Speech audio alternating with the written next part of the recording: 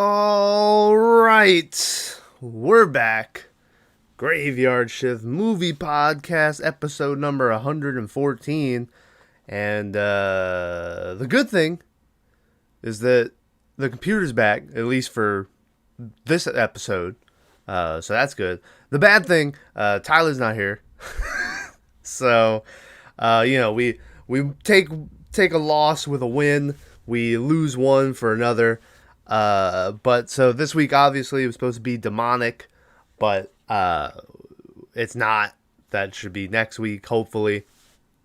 So this is just another Thomas solo episode, which basically means I go on a bunch of different streaming websites and just pick a random horror movie that I've never heard of before. That's usually how I get the movies whenever I do a solo one. So this time, I went over to our old friend Shudder, and I found the movie on Shudder from 1989 or 1988 or 1987, depending on which website you go to look for the information.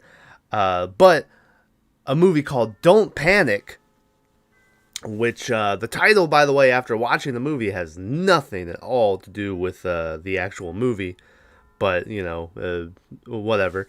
But a movie called Don't Panic from 1989 that it was made by, let me look up the director's name, because they talked about how, like, he was the king of Mexican horror. But yeah, and the movie takes place in Mexico City for the Ruben Galando Jr. I don't know if I said that right. Probably not, but that's who directed it.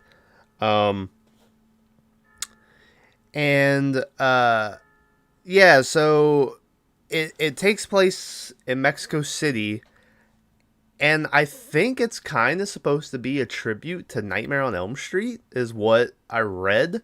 And there are some parts that seem, in the end, very much like, oh, this is like a Freddy movie. But yeah, the title has nothing to do with the movie.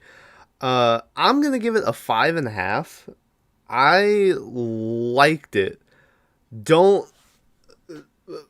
Listen, this is a 5.5 on the bad Thomas scale.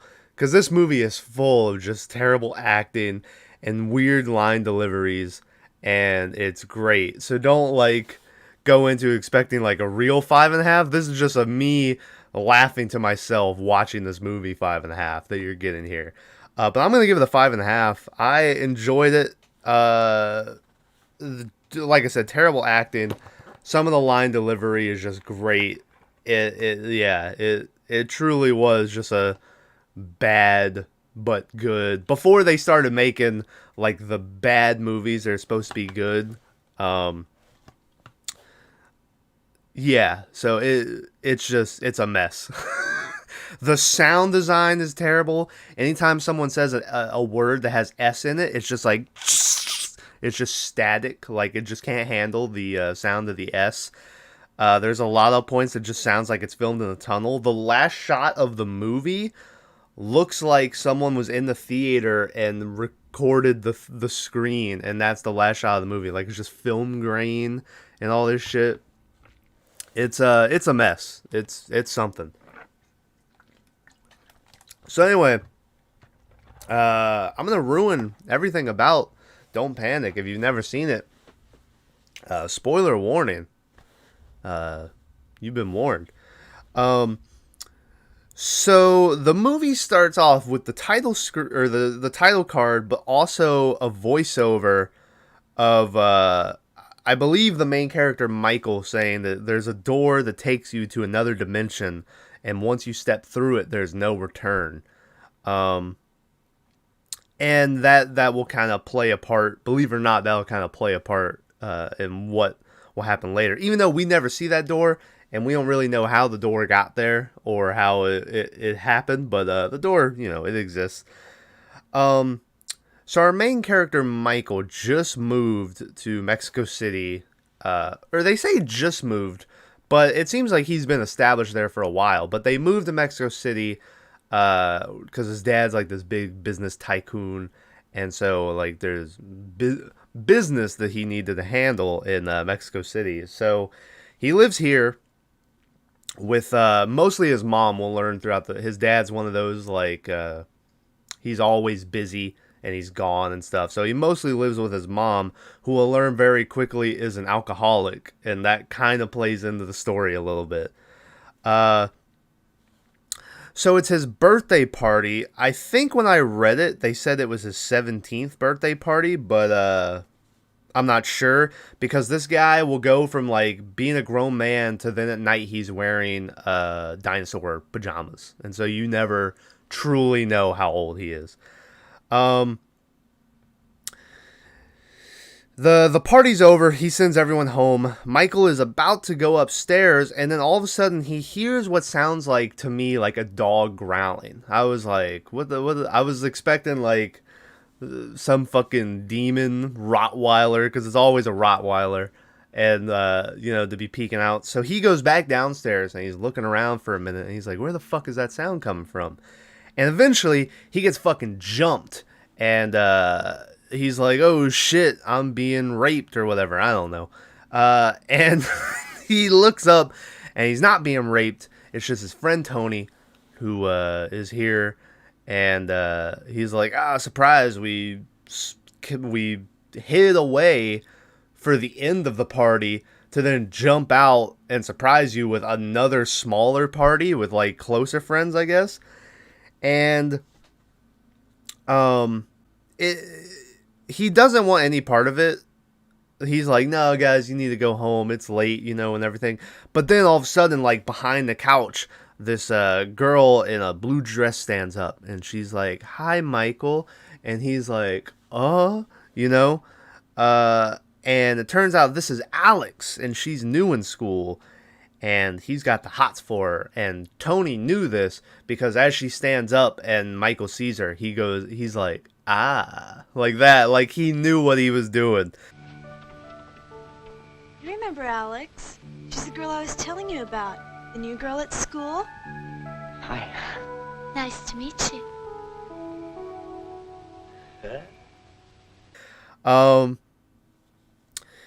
So, this is the first instance, by the way, because upstairs the mom is going to bed and she like looks over at a picture of herself with the dad, and she like is sad, and she looks over at like a liquor bottle on the cabinet or on her like dresser or whatever before she goes to sleep. So that's your first little hint of what's to come. So they blindfold Michael and they're like, oh, we got a birthday cake for you or whatever. But it's not a birthday cake. It's just 2 Coke cans that they've put candles in, and they make him blow it out. And when he takes off the blindfold, he's like, hey, this isn't a birthday cake, And he like takes the blindfold and throws it at Tony, the friend who's orchestrated all this. And he's like, yeah, bitchin' present, Tony. And I was like, oh shit, we're in the age of people saying bitchin'. So they want to start drinking, and Tony has brought over this Ouija board, and they want to play with this Ouija board and start drinking and shit. But Michael doesn't want to drink, and so you literally just see like fucking peer pressure bullying going on here, where they're like, come on, Michael. And then Tony out of nowhere is like, oh, you don't want to drink because your mommy's an alcoholic? And it was like, oh, fuck. And so Alex is like, oh, we don't need to pressure him, But drinking is cool. So Michael doesn't want to look like a dweeb in front of his new crush. So he's like, fuck it, I'll drink, So they start drinking. They go over to this Ouija board. They're like fucking around with it. Tony says that the Ouija board, like he has a friend named Virgil, who I guess is a ghost, who he can communicate with the Ouija board. So that he's like, what do you guys want to ask Virgil? And so the first question that one of the girls is like, oh, ask him when my grandma died, So he's like, okay. So he's like asking Virgil to pop up and tell them, when this lady's grandma died and shit. But nothing happens, and so they start to heckle him, and they're like, "Oh yeah, this is real. Virgil's gonna pop up any minute now." And Tony flips out, and he's like, "Shut the fuck up! You all shut the fuck up!" And he's like, "He's coming. I can feel it. Just give me a second." This is crap. It doesn't even move. Yeah, where's the ghost, Tony? This is bullshit. This is so stupid, Tony. You're such a liar. Yeah, Christy's right. Yeah. Shut up, everybody! Wait! So they try it again, or by try it again, I don't think they even like try it again. I think it goes straight into just Tony is poking fun at Michael because Michael has a crush on Alex, because he's like, Virgil, who here has been seduced by Alex's power or whatever, and they like turn the piece on the Ouija board to face at Michael, and they're like, "Ah, look, and so they're laughing at him, and then this is when Michael is like, "Oh yeah? Well, why don't you tell him about Virgil, that he's the devil?" And it was like, what? Like, that came out of nowhere. I guess that's why he didn't want to play the game, because he was like, Virgil's the devil. So Tony's like, all right, into the game, and they just like fucking everyone leaves. Or no, the mom walks in and is like, all right, party's over, and kicks them all out. So she kicks everyone out. They're like standing at the doorway watching his friends walk away, and she's like, "Oh, I'm sorry your dad didn't show up." And Michael's just like, "What's new?" So everyone goes to bed, and then that night, while they're all tucked away, nice and warm and sleeping, we go back down to the Ouija board, and we see the little piece, and it starts fucking moving, and then it flies at the wall. So I guess the spirit has been unleashed or something. So the next morning, Michael's trying to get to school, and I just love, because he's riding a bicycle. He rides a bicycle a lot in this fucking movie. And he's riding it, and just in the middle of riding, he just does a random bunny hop, like out of nowhere, just to show off. He's stopped by the school security guard because he's late, and he's like, "You're not allowed in when you're late." But Michael just bribes him with a fucking porn mag. And so the cop is like, "Oh, come on in," So Michael goes racing in. He fucking power slides into a bunch of other parked bikes and just knocks them all over. And then we get like a goofy 80s where he's trying to like sneak to class, because if they see him, there's a sign that's like, "You could be expelled," So he's ducking under classrooms and shit. And he goes through all this trouble of sneaking to class only to see Alex walking in the hallway towards him. And he completely says, "Fuck class. I'm trying to fuck you." And he's like, "Hey, you're late for class. I'm late for class. How about we go get breakfast, So, they go out, fucking... Michael is standing up on the bike and pedaling so she can, like, sit on the seat in the most uncomfortable looking thing I've ever seen in my life. They ride, they never once go get breakfast. You never see them get breakfast. But they do go and fucking, like... They go to a park. They're feeding ducks. They go eat ice cream at one point, and she takes a bite into her mouth, and it looks like Michael is about to cum in his pants watching her like eat ice cream. And it's playing like this sappy love music, as they're doing all this. And they spend the whole day together, and then when Michael drops her off at her house, she gives him a little smooch on the lips, So after dropping off Alex, he goes to Tony's house, or Tony's like apartment or whatever. And he walks in, and the first thing I noticed is Tony has like an art piece of Marlboro cigarette packs and Coke cans on like fish strings, just like dangling down in his fucking room. And he also has a cross hanging above his bed. So, he's in here. Tony starts apologizing for making fun of his mom's drinking and all this shit. And he starts to go into how, they promised they would never bring up the Ouija board again, but, we started drinking and shit. And before he can go any further, fucking Michael is like, I love Alex, He just, like, interrupts him. And so Tony's like, all right, well, if you really love her, you need to get her something. You need to get her a rose, but not just any rose, a magic rose. And so he pulls out this rose from a vase he has, and he gives it to Michael, and he's like, tell her that with as long as there's love in between you two, this rose will never, like, dwindle or rot away, So the dude's like, all right, I will. So that night, Michael is sleeping, and he's having a nightmare. He's, like, sweating, and he's fucking twisting and turning. And all of a sudden, a fucking bloody hand punches through the ceiling and comes reaching down to him and is dropping blood on his face and shit. And Michael wakes up after a minute, and the hand, like, goes back out of the wall. And when Michael looks up, he can't see the hole in the wall. But he does all of a sudden open his eyes, and his eyes, not the eyes themselves, but just like the pupils or the iris, whatever, just the center part is completely red. And he sees what I thought was a flashback to this guy being stabbed to death.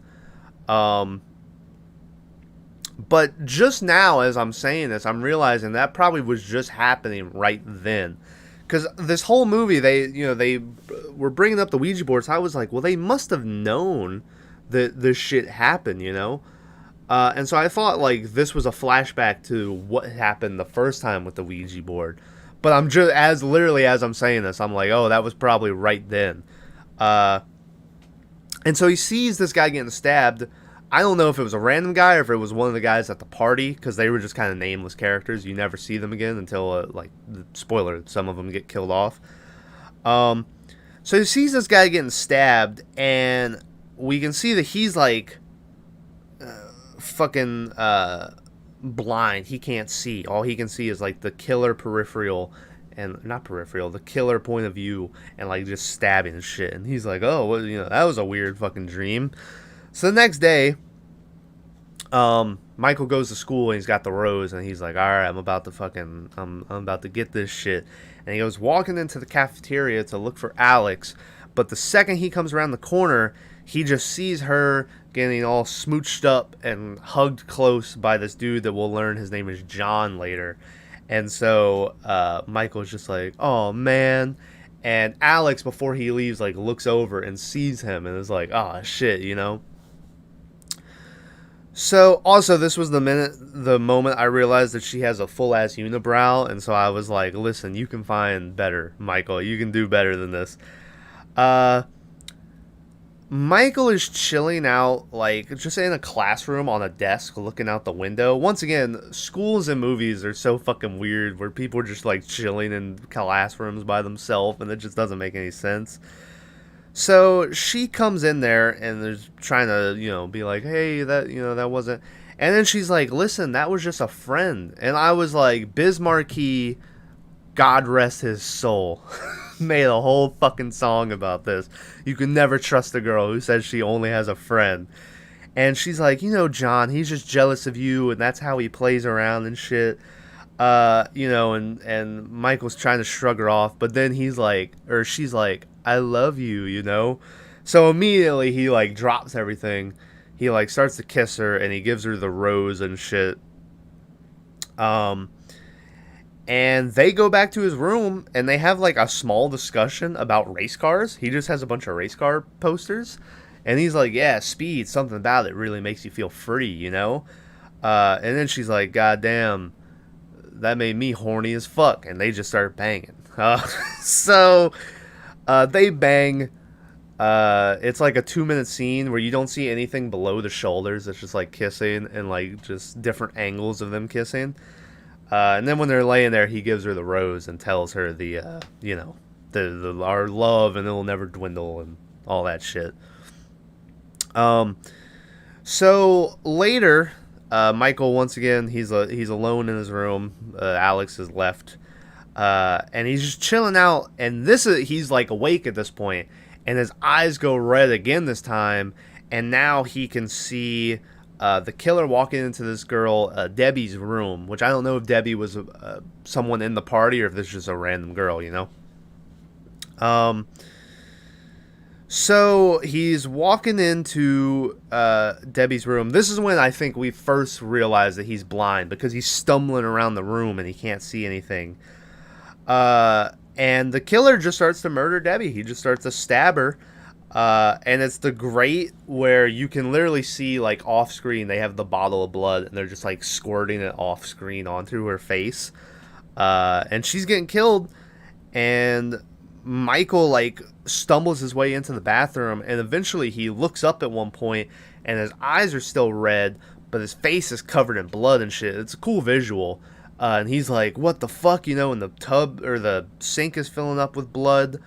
And his mom is at the door, and she's like, what's going on, you know? But he's like, nothing, Mom. And so when he looks back after that, like, the blood's gone, but his eyes are still red. So the next morning, he's like, well, I'm just going to wear fucking sunglasses, I guess, you know? So he's wearing these sunglasses, and because his eyes are still all red and shit. And he's having breakfast with his mom, and he like makes up some excuse where he's like, oh, it's fucking it's sunglass day at school, everyone's wearing sunglasses, you know? And as they're sitting there, the TV that's on behind him goes static, and then a face comes and presses out of the TV and is calling out to him and is like, Michael, I need your help. Christy Gibbons, or whatever the fuck her last name was, is gonna die tonight. She needs your help. You need to get her out of the city before midnight. So Michael is like, I gotta peace out, Mom. So he leaves breakfast. He goes to class and is kind of just trying to like put it out of his mind, I guess.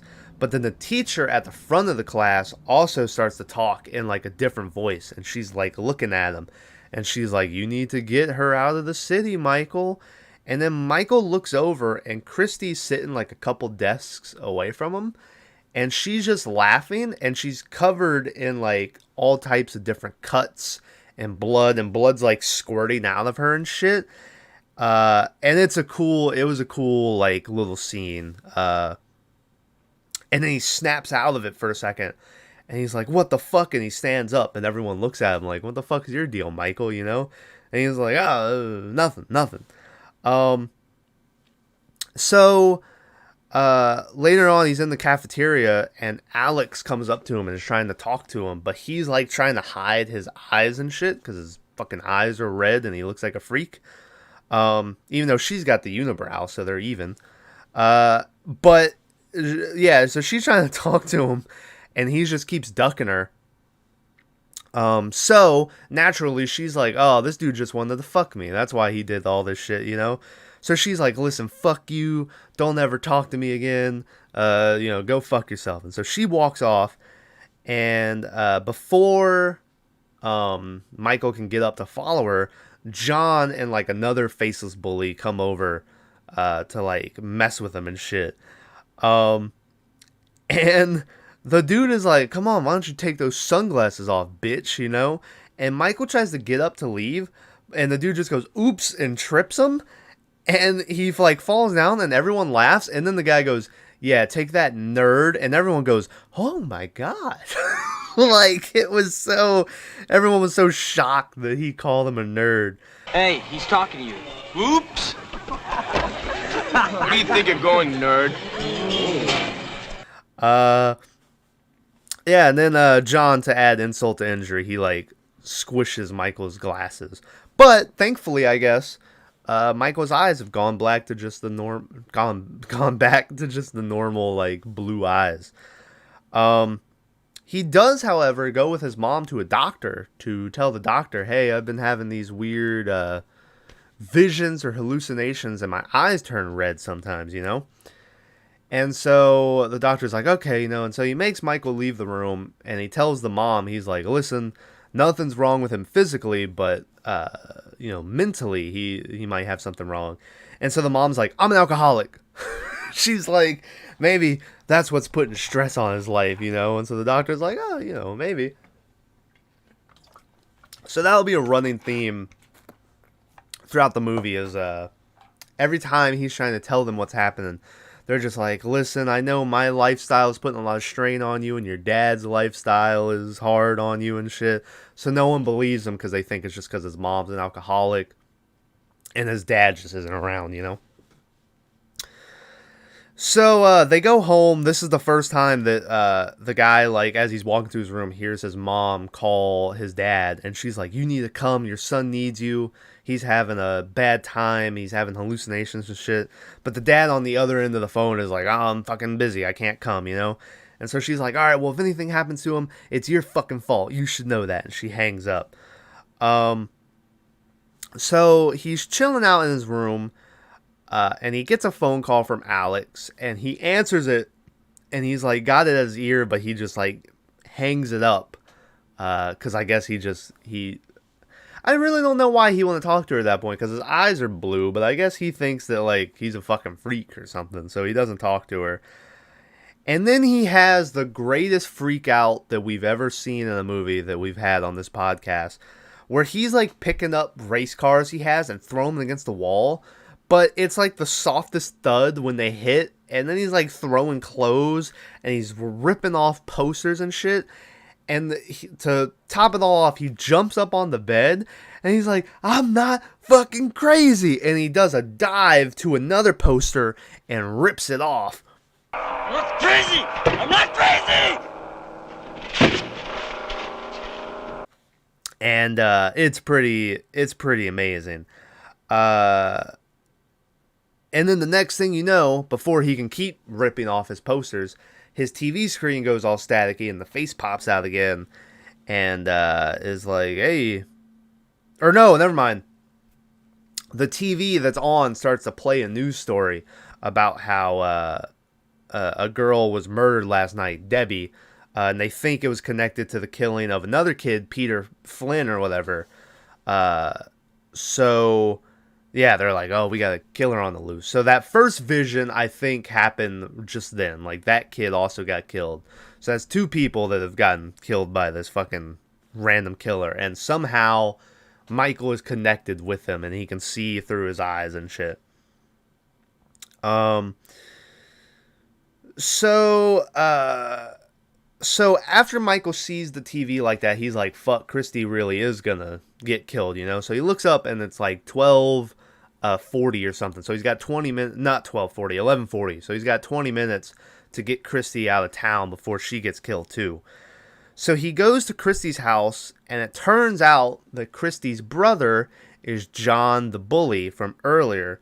So John is like, fuck you, buddy, you know? He's like, stay away from my fucking sister. And he kicks him out. And the dude's just on the door. And he's like, John, please. He's just like I said, the acting in this movie. So it's perfect. So his eyes turn red again. And he gets a little vision of her as a nurse at this hospital. So he goes to the hospital. This is the first time that I saw where they really started playing with. I always thought he was blind completely when his eyes are red like this. Like he can just see the killer's point of view. And it's like he'll snap out of it. He'll go from like when he's in this hospital, he maneuvers hallways very good. And then sometimes you see him and he's like touching walls trying to find his way. So they kind of play with the whole like point of view thing. You don't really know for sure what he sees. He's at the hospital. He's asking the receptionist lady. He's like, I really need to talk to Christy. And she's like, you can't come in without authorization, which I don't think that's how fucking hospitals work. I think you can just visit people. You know what I mean? Like if you were like, hey, I need to talk to so-and-so, they would just like call her down. So she's not going to let him in, but then she gets a phone call. And as she's talking, she looks back up and he's gone. And she looks over and he's in the elevator. And he might as well have did like a peace sign or something. Like he just dips out. So she calls security and she's like, hey, we got an intruder. Fucking go arrest this guy. So he's running around. He keeps getting flashes to Christy in this blood lab, and the killer. And she sees the killer. She's like she's hiding under shit now and shit. He's running through the hallways. He bumps into a couple of nurses, and he's like, "Where's the fucking blood lab?" And they're like, "Oh, level 3, up the stairs." So he's like, "All right, good." So he knows where the blood lab is at this point. He runs up to level 3, but he gets stopped by a security guard. And this security guard would display the best acting of the whole movie, where he goes, "Hey, what are you doing?" And the guy's like, "Hey, someone's trying to kill Christy in the blood lab." And he goes, "Yeah? Let me call." Like, it's the fucking best. So the cop stops Michael from running anymore, but he does go over to the phone and he's calling the blood lab to see if anything's going on. Christy is by the phone, but she can't answer it because she hears the guy walking around trying to kill her. So before she can answer it, the receptionist comes up with another security guard, and they go to arrest Michael, and she asks the one security guy, "What are you doing?" And he goes, "Nothing." And he just hangs up the phone, and that's when Christy answers, but no one's there. So she gets grabbed, and she gets stabbed, and she's fucking killed. And then right before, Michael and them leave, her dead body falls out onto another nurse who starts screaming, and so the older cop goes to check it out, and this leaves the receptionist lady to go, "What's going on?" And the cop goes, "I don't know." And she goes, "Oh." It's so fucking... What's going on? I don't know. Oh. It's so fucking bad, but great. Yeah, so they see the dead lady. Michael makes a break for it. He's getting chased by the killer now at this point too, which I was wondering. I was like, is he seeing it from the killer's point of view, like himself being chased? Like, how is this working? Eventually he gets cornered and he sees that the killer is Tony, the friend from earlier, but fucking the guy is clearly possessed. Like, his face is completely different. He's got cuts and blood all over his body. And so I was like, all right, well, clearly this guy sees that Tony is possessed. Turns out no, though, because he goes home. He manages to escape. He goes back home, crawls up to his window just in time for the mom to bust in and think that he was about to jump out and kill himself. And so he starts telling his mom that his friend Tony has gone crazy and is killing people and is trying to kill him. So this guy just thought that his friend Tony was just killing people, even though the guy is clearly possessed. Like, it's very obvious. So anyway, the mom's like, "You're fucking crazy." She calls the doctor. They immediately start pumping him with drugs and sedate him. Right after the doctor leaves, the dad finally shows up for the movie. And he's like, "This is your fucking fault. He should have come to live with me. No wonder he's got this problems living with an alcoholic and shit." Like, just laying it in on her. They keep arguing, and it'll cut to them arguing, and then cut back to this creepy music and someone creeping up on Michael, and then back to arguing, and it's just silent, and then back to creepy music and Michael. And eventually, it ends up being John, who's creeped into his room with a shotgun, and he's like, "Hey, wake the fuck up," and he's trying to get Michael to wake up, but he looks over and sees all the drugs, and so he realizes that, like, this dude's fucking knocked out. So he fucking tosses Michael over his shoulder and just sneaks out of the fucking house. And the shotgun he has too, if Tyler was here, this is because he would know what type of version of it. It's just a pump shotgun, but it's the one that doesn't have like the shoulder butt or anything. It's just like the handheld, like, But anyway, this is why he's supposed to be here, to go on a fucking 10-minute thing about different shotguns and shit. So he sneaks out of the house. And the next morning, Michael wakes up in the car in a field and gets dragged out of the car by John, who is like, time to die, fucker, and just fires off a round at Michael. Like, tries to hit him. Michael moves, and it hits the dirt or whatever, so it just immediately tries to kill him. He thinks that Michael killed his sister because Michael had come there the night before and was like, hey, your sister's in danger, you know? But the guy's like, no, it wasn't me. And he's like, oh yeah, fucking prove it. And he's like, it was Tony. Tony did it, you know? He's gone crazy and shit. And so John doesn't totally believe him, but he's like, all right, well, let's go see this fucker Tony's apartment, you know, and we'll figure it out. So they start to head to Tony's apartment. Back with the mom, she's filing a missing persons report. And as she does that, a federal agent dude walks in, and he's like, hey, a kid matching your son's description was at the hospital last night, and he tried to warn people that this girl was about to be murdered, but no one believed him, and so the girl was murdered. And so it was like, oh shit, maybe the mom's finally starting to believe, what the kid's saying now. And that cop will try to, like, help. He goes to visit Alex at the school, and he's trying to figure out where Michael is. He's like, I think he's in some trouble, you know? So this cop is now on.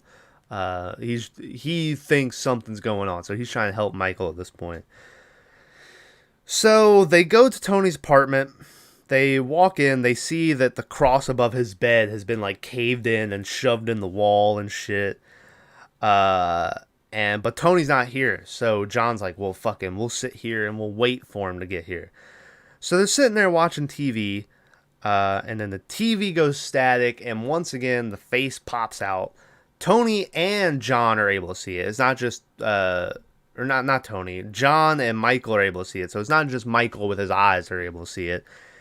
And it turns out that the guy in the TV is the real Tony, and he says that Virgil has taken over his body and is doing the killing.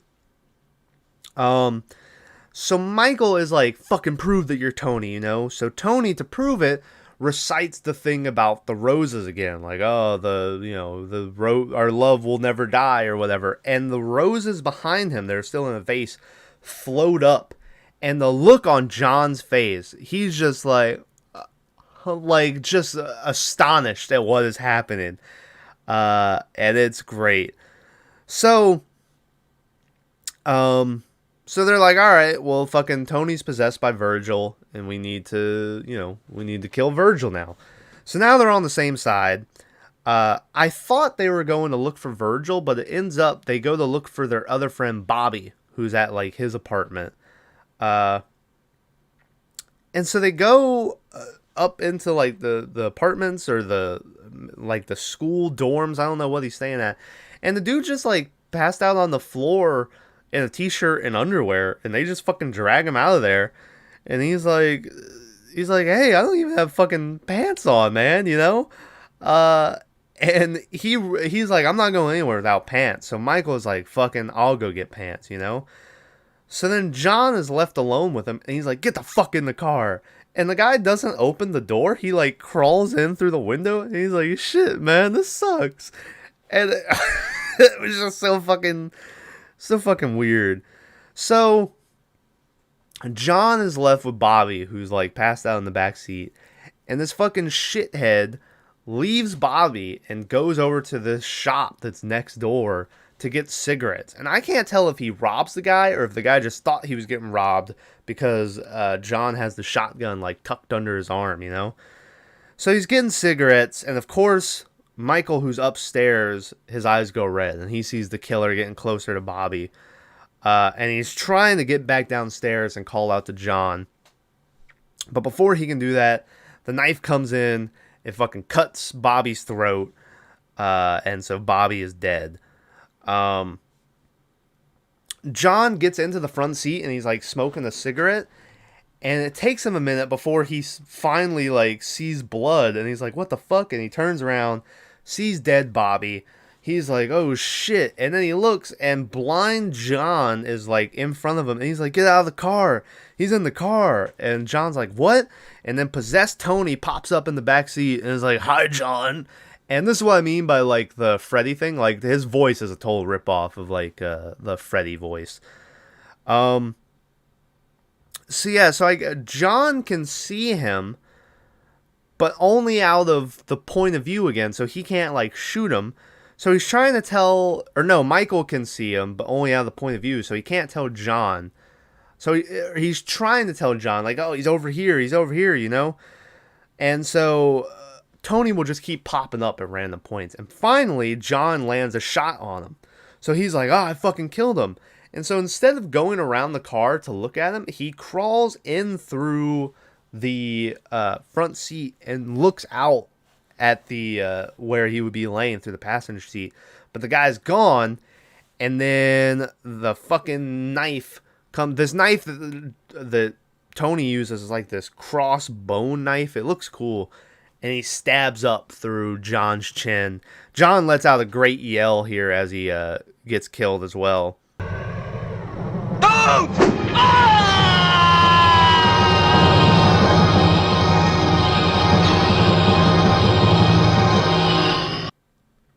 And yeah, so John's fucking dead. Tony then gets into the fucking car, I guess, and starts chasing after fucking Michael. Michael runs away, and then some cops see him with like a gun running down the street, so they stop him. And he's like, hey, the fucking red car is trying to kill me, you know? And just on time, the red car pulls up, and so the cops go over to check it out, and they're like, oh shit, dead bodies. But then when they turn around, Michael's gone again. Michael ran away. So he's running away. He keeps getting visions of like everyone that's been killed so far. He sees like the one girl Debbie with like a knife stuck in her head and shit. And then the next thing you know, Michael just runs to Alex's house and just just breaks in basically right in time to see them in like the middle of this dinner with Alex, like with her parents and like the senator of Mexico, I guess. Like it was very fucking weird. And the dad's like, get the fuck out of here. But the senator's like, no, let him stay. And so the guy's like, all right, come and join us. And like just flip the script immediately. This guy just broke into your fucking house.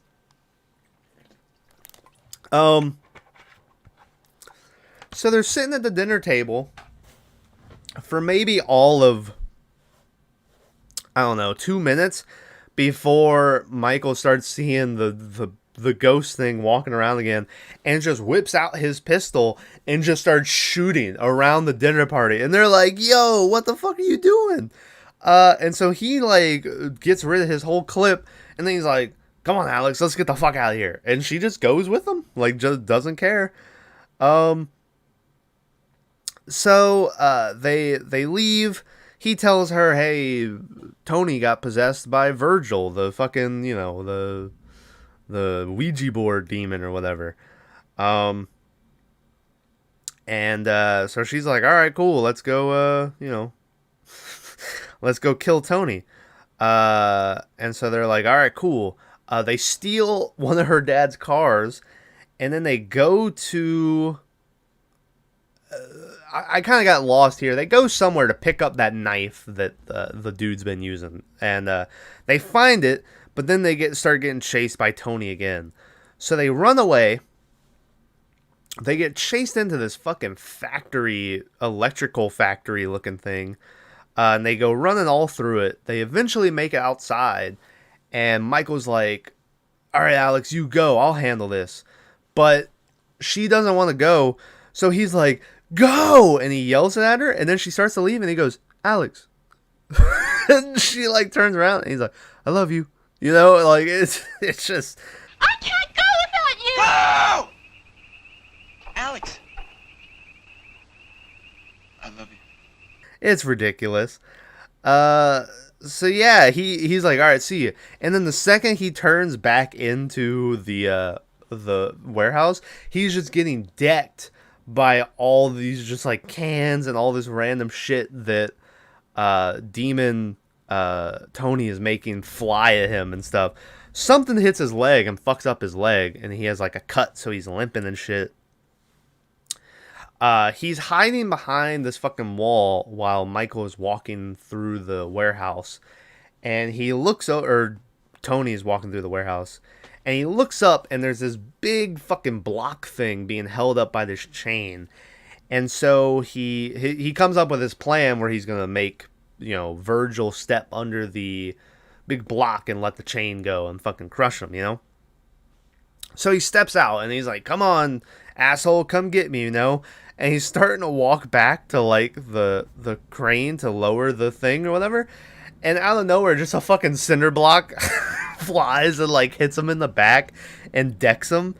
And it's amazing. The dude's like, ha ha ha, But he manages to get up and lower the block and fucking crush Virgil.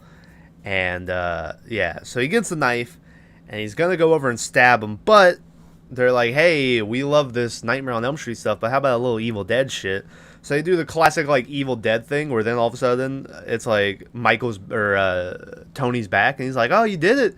He's gone. Why don't you just leave me here to die, And it works, because Michael drops the knife, and he goes over, and he's like, oh, Tony. And then Tony is like, ah, and starts laughing. Michael's eyes turn red, and he gets levitated up to the fucking ceiling. And this is finally when Alex comes back with the cop from earlier who disappeared for like 45 minutes of this movie. And I'm like, okay, the cop's here, cool, he's gonna do something. But no, he just sort of stands there. And then fucking Alex just gets the knife, and she goes over to Tony. And Tony's like, don't do it, bitch, don't fuck with me, And she stabs him. And, that's it. That was it. And fucking, Michael falls from the ceiling. And apparently, I don't know if it was the fall or just he got fucking, like, killed by possession or something. But the cop is like, he's dead. And I was like, really? And it turned, yeah, he's dead. Tony goes back to real Tony just in time to see himself stabbed and under a 2-ton block and look over and go, I'm sorry, which no one fucking heard him because Alex is too busy going, oh, Michael, oh, Michael, why? Like it is bad. And so the dude, Michael and Tony die. So then they have a fucking funeral, and the mom and dad are there, and they're kind of hugging on each other, and it's like, oh, are they gonna, like, build a new relationship based off this tragedy or something? And then fucking Alex takes the rose that she had that you could see it's, like, starting to decay, and she throws it into the hole, and as it hits the casket, it goes back to, like, blooming or whatever. And this is why it cuts back to her, and it's like a film grain. Like, it looks like it was filmed on a camcorder in a theater. And you hear the voice of Michael being like, while our love is there, there'll always be a door for us or whatever. And she's like, ah. And she puts her head up, and it freeze frames, and it starts playing the happy love music from The Date. And that's how the movie ends, on a freeze frame at a funeral with happy music. So there you go. That's Don't Panic. I couldn't find a budget for this one, believe it or not. It's on Shudder if you guys want to check it out. It's something. Let's do best of, worst of for Don't Panic. My best of, honestly, I'm probably gonna say the when he looks over and sees Christy covered in all the cuts and shit in the classroom. It was just, it was really cool. And it's very, everything's so normal, and then she's just there laughing and it's very Nightmare on Elm Street-ish, with just like the weird dreams and everything. So yeah, it was cool.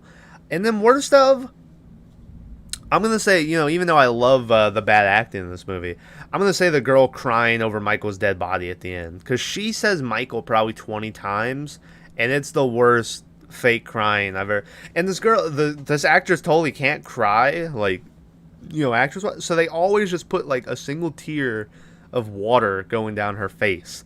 to make it look like she's really fucking sad. But yeah, so that's my worst of. If not that, I would just say the cop, because his character was completely useless and he does nothing the whole movie besides go, he's dead. That's it. So yeah, that's Don't Panic from 1987 or 88 or 89. Yeah, it was something. So, if you like cheesy bad movies, this might be the one for you. Thanks for watching, listening. Next week, hopefully, we'll be back to Demonic. Hopefully, the computer will still be here next week.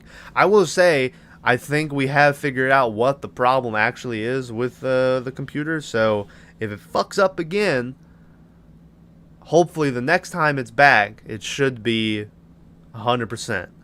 I hope. So, yeah, thanks for watching, listening. I don't know if any shorts or anything are going to come out. I'm planning on doing a overtime for Creep 2 because the first one interests me, and so I wondered what the second one would be like.